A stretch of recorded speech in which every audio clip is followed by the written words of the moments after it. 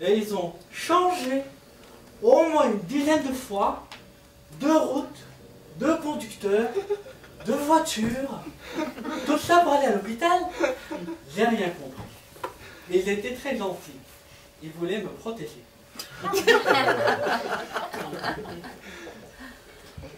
Arrivé à l'hôpital, 3 jours après, foutu dans une petite cellule, ils m'ont fait dormir sur de la paille. Mais j'ai dit, les gars, vous êtes gentils. Mais je commençais à pleurer, parce que moi j'étais sensible au rhume des foins, et je voulais pas dormir là. En plus, ils m'ont enlevé mon cellulaire. Je pouvais plus appeler personne. Il paraît que c'était pour ne pas me déranger. Ça, c'est gentil. Après, ils m'ont dit, on va te donner un cadeau, je vous aime beaucoup. Tiens, c'est de la poudre blanche. Tu prends ça, tu te sentiras beaucoup mieux. C'est ce que j'ai fait. J'ai rigolé de la bouche pendant une semaine.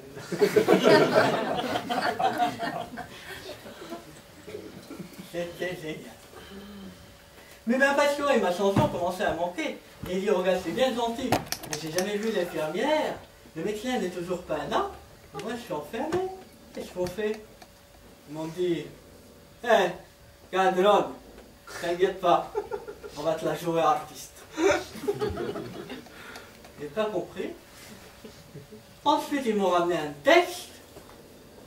Ils m'ont ramené la télé, un téléphone. Très gentil, pour que je ne m'ennuie pas. Et que je chante. Cadron, lis ça. Et moi, je commençais à lire. C'était un texte, mais très émouvant. Moins émouvant que celui de mon papa, mais aussi émouvant quand même. C'était marqué quelque chose, je ne sais plus, j'avais des larmes, je ne me rappelle plus. Comme quoi, ça parlait d'1 million d'euros de rançon avec une durée de 15 jours pour des nouvelles histoires. Sinon ça va barder et il y aura un carnage de sang. Qu'est-ce que c'était émouvant. Ces garçons se sont vraiment fracassés la tête. Ils ne savent même pas lire ni écrire. Ils m'ont écrit exprès une chanson. Ça, j'ai vraiment apprécié.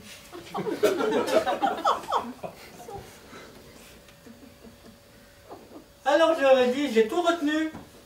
Je peux réciter. Ils m'ont dit, très bien, vas-y Cadron. On va faire un clip de ta chanson. Elle va être distribuée par... Non.